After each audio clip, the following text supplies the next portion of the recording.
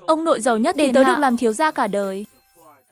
Đã không tiếc bỏ ra cả nghìn tỷ tìm cho tớ một nữ tổng tài xinh đẹp làm vợ. Nhưng nhìn chị gái trước mặt này, đôi chân dài còn hơn cả tuổi thọ của tớ. Tớ lạnh lùng bảo chị ấy, chị không cần lấy lòng tớ đâu. Sau này cưới rồi ai sống đời ai. Ngoài danh phận thiếu phu nhân nhà bên, tớ chẳng cho chị được gì. Nhưng điều tớ không ngờ tới là chỉ sau 3 ngày, tớ vì cái miệng cứng hôm nay, muốn tự tát mình cả nghìn cái. Ngay vừa nãy thôi, ông nội tớ cầm một con dao gọt trái cây, đưa lên cổ tay mình. Cháu có chịu liên hôn với nhà họ Liễu không? Cháu chịu thì ông không làm thế này đâu. Nhưng liên hôn với ai nhà họ Liễu chứ? Ông nội lúc này mới buông dao xuống. Thế còn được. Đối tượng liên hôn là đại tiểu thư nhà họ Liễu, chị của Liễu Triệt, Liễu Như Yên. Hả? Chị ấy hơn tớ hẳn 6 tuổi luôn á. Ông nghĩ cháu từ nhỏ thiếu tình mẹ, nên kiếm cho cháu một mẹ luôn hả? Nói xong, tớ quay người định đi hội quán chơi bời. Nhưng bị ông nội gọi giật lại. Chơi thì chơi được, nhưng tuyệt đối không được làm mất đi sự trong sáng đến món quà quý giá nhất cho phái đẹp. Tớ suýt nữa té ngã vì câu này. Nửa tiếng sau, tớ lái xe tới cổng hội quán. Vừa xuống xe, tớ đã thấy Liễu Triệt, em trai Liễu Như Yên. Cậu ta khoác tay lên vai tớ. Ôi chào, hôm nay vẫn đẹp trai thế này nhỉ? Tớ chẳng buồn đáp lại, hất tay cậu ta ra khỏi vai, rồi đi thẳng vào hội quán. Liễu Triệt đứng sau lưng ngơ ngác. Cậu hôm nay bị gì vậy? Tớ có làm gì cậu đâu. Cậu còn mặt mũi hỏi tớ bị sao nữa. Tớ coi cậu là anh em, mà cậu lại muốn làm em rể tớ. Hả? Cậu nói gì cơ? Đúng lúc cậu ta còn đang ngơ ngác, trước mặt hai đứa tớ đột nhiên xuất hiện một cô gái dáng cực đỉnh. Liễu Triệt cười tê tét chạy tới. Chị tới đây làm gì vậy? Đây là người vợ ông nội chọn cho tớ sao? Dáng đẹp thật đấy. Liễu Như Yên liếc nhìn tớ và Liễu Triệt. Đi chơi thì nhớ về sớm nhé. Liễu Như Yên còn cố ý bước tới gần tớ. Cậu cũng vậy. Bọn bạn của Liễu Triệt đứng cạnh cười phá lên. Chị quản em trai thì thôi đi, sao còn quản cả thiếu gia Lâm nữa? Liễu Như Yên chẳng thèm để ý họ, lên xe lái đi luôn. Sau đó, tớ với Liễu Triệt vào phòng hát hò uống rượu. Cho tới tận 10 giờ tối, Liễu Triệt đột nhiên đứng dậy. Không sớm nữa, chị tớ bảo về sớm mà. Cưới còn chưa cưới, mà đã quản tớ rồi. Cưới xong chắc còn ghê hơn. Tớ không về đâu, cậu về một mình đi. Tớ chơi tới sáng hôm sau mới chịu về nhà. Nhưng lần này ông nội không mắng tớ, mà bảo tớ đi ngủ sớm.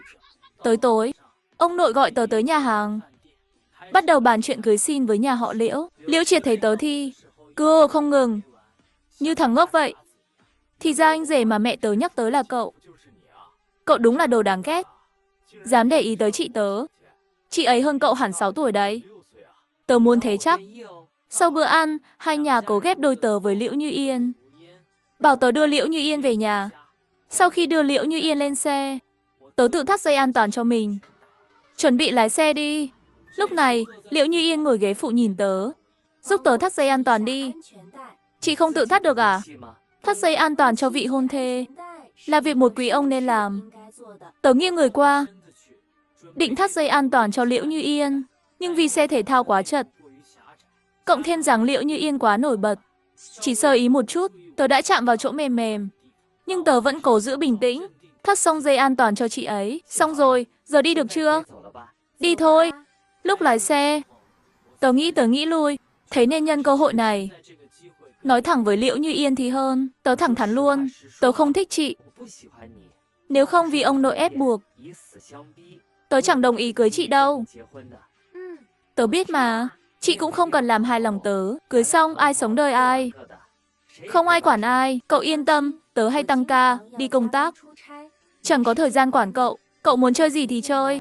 Nếu không vì ông nội Lâm giúp đỡ tớ, còn cho tớ tiền và cổ phần, tớ cũng chẳng thèm liên hôn với cậu đâu. Vậy thì cứ theo kế hoạch trên bàn ăn. 10 giờ sáng mai, gặp ở cục dân chính. Tớ đưa Liễu Như Yên về nhà chị ấy, rồi lái xe thẳng về nhà mình. Sáng hôm sau, tớ bị ông nội đánh thức sớm.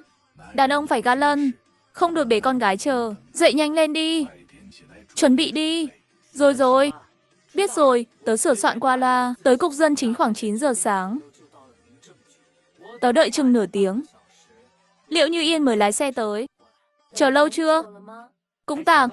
Vào làm thủ tục nhanh đi. Chụp ảnh, làm thủ tục xong đã 11 giờ. Tớ vừa định hỏi Liễu Như Yên, có muốn tiện đường ăn gì không?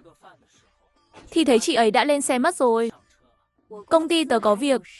Tớ đi trước đây, nhìn chị ấy lái xe đi ngay. Tớ bỗng thấy hơi bị bỏ rơi. Tốt lắm.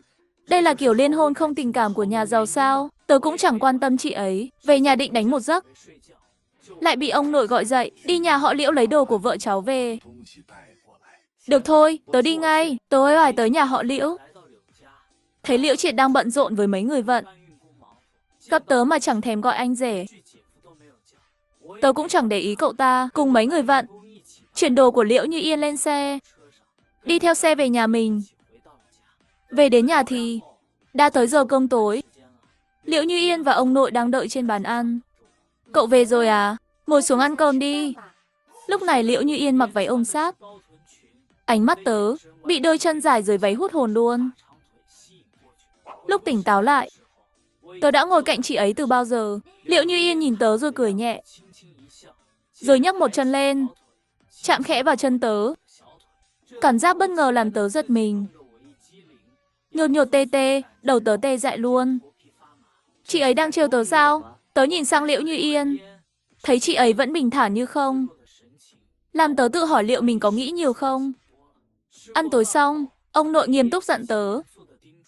Tụi trẻ tụi cháu có ý tưởng riêng, ông biết.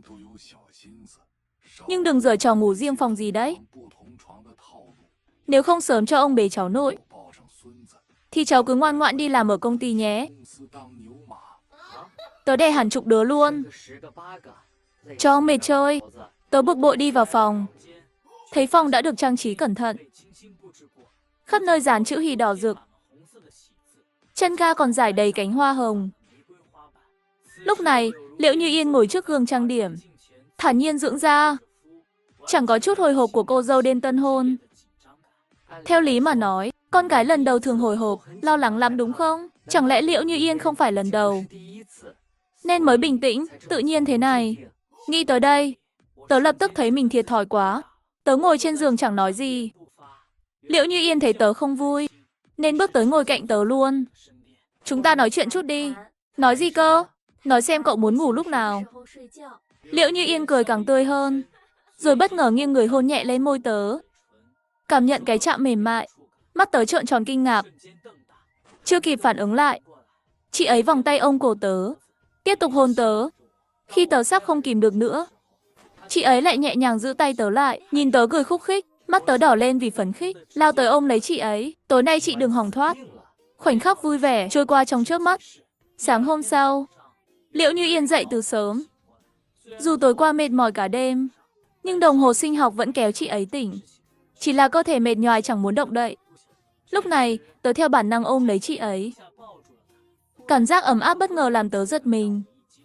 Tỉnh táo hẳn ra ngay. Dậy rồi, tớ nhớ lại chuyện tối qua. Liễu Như Yên mệt mỏi van xin, nhưng tớ vẫn không chịu dừng lại. Nghĩ tới đây, tớ kéo luôn Liễu Như Yên vào lòng. Ôm chặt chị ấy, Liễu Như Yên hơi hoảng hốt. Cậu định làm gì? Vợ của tớ mà. Tớ muốn ôm lúc nào chẳng được. Liễu Như Yên biết tớ muốn gì, nên thầm nghĩ trong lòng, chị ấy lặng lẽ cảm nhận cơ thể mình. Tự đánh giá xem còn sức chơi với tớ không. Để tăng thêm tình cảm vợ chồng, chị ấy muốn xây dựng mối quan hệ tốt với tớ, không muốn làm tớ mất hứng trong chuyện này. Nhưng tối qua tớ đã hơi quá đà, nên chị ấy kết luận là không ổn lắm. Xin lỗi, tớ hơi mệt, tối nhé. Nghỉ một lúc, mặt Liễu Như Yên hồng hào trở lại. Rồi chị ấy xuống nhà ăn sáng, nhưng không ngờ ông nội thấy Liễu Như Yên tươi tắn. Nhìn bình thường như mọi ngày, lại tưởng tối qua tớ chẳng làm gì. Giận dữ chạy lên lầu mắng tớ, thằng nhóc này. Hôm nay đi làm ngay cho ông. Trong lòng tớ như cả đàn lạc đã chạy qua. Tối thì bận rộn, ngày lại đi làm khổ sai. Mệt muốn xỉu luôn, nhưng chuyện buồn còn chưa dừng lại. Lúc tớ đi làm về, chẳng thấy bóng dáng Liễu Như Yên đâu. Quản gia, vợ tớ đâu rồi? Phu nhân đi công tác rồi ạ. Có lẽ vài ngày nữa mới về. Vốn nghĩ làm việc mệt cả ngày, tối về được gần gũi vợ yêu thương.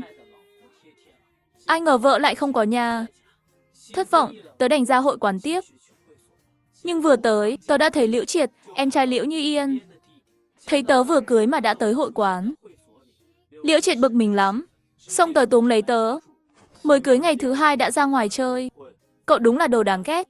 Muốn để chị tớ ở nhà một mình sao? Cậu làm vậy xứng với chị ấy không?